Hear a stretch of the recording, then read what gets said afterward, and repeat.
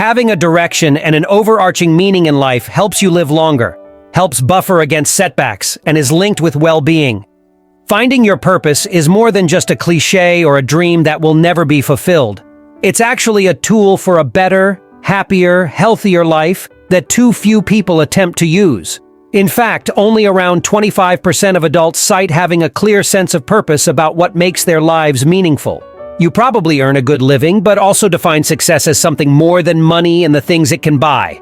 To you, it's a holistic concept of not just financial success, but also happiness, good relationships, and the ability to give back and contribute to society. For some people, though, it's not as easy to identify a passion. You may even have asked yourself at one point or another, what should I do with my life? What is my passion? Or what is my life purpose? I have put together a series of questions to help you figure your life purpose, what is important to you, and what can add more meaning to your life. What were you passionate about as a child? What did you find emotionally fulfilling when you were younger? From writing to building figurines, children are actively encouraged to follow their passions. However, we often stop doing the things we were passionate about as a child. Often this is due to a lack of time or pressure from society to pursue something that comes with a reward. Consider your childhood passions. Do you still practice your childhood passions? If not, why?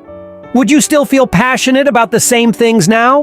What is the most rewarding thing you've ever done for someone else? Why was it rewarding? The first step in identifying your purpose is to recognize that your purpose is not a job title. It's bigger than that. If your purpose was just a job title, you'd lose your purpose when you lost your job. If your purpose was just a title, it'd be too small to really make a difference as the world changes, as technology advances, as you grow as a person. Your purpose is bigger than that. Your purpose is big enough to take you through the changing seasons of life. Your purpose is meaningful enough to give you a reason to be excited, even in the hardest seasons. Your purpose is your impact on others. Your purpose is independent of the job you hold, the industry you work in, the location you live, or the people around you. Of course, some jobs make it easier to help others. Some places to live make it easier to become part of a community that helps others. But that's not the point. What are you good at? This may come as a surprise, but we're not all created equal when it comes to our innate talents and gifts.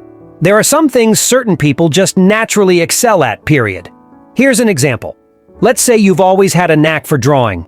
Even as a kid before you took art classes or watched online tutorials, you were still able to create realistic, beautiful sketches when all of your peers struggled to make stick figures. That's a natural talent. And we all have at least one of these. What's yours? How do you know when you've mastered your purpose? This will look different for everyone because we're all on different phases of our life purpose journey. Mastery is something that comes with practice and time. So the more you can take actions toward living your purpose, and the more time you dedicate to these actions, the more masterful you'll become in general. Remember that your purpose is the deepest expression of who you are. It's your reason for being, your calling.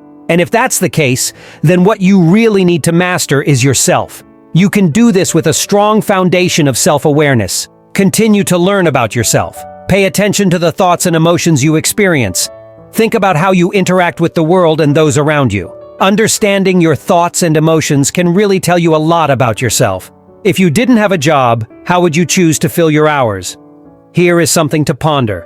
If you didn't have to work and you weren't allowed to stay at home and do nothing, how would you choose to fill your time?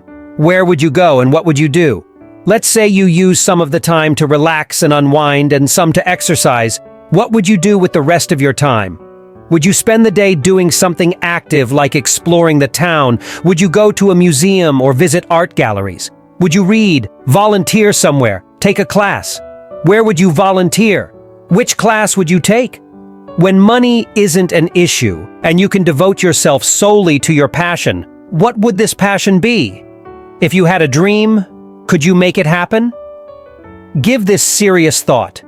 Even if you have a dream and never attempted it for whatever reason, it's still a valuable window into what you regard as somehow achievable, otherwise it would never have entered your mind.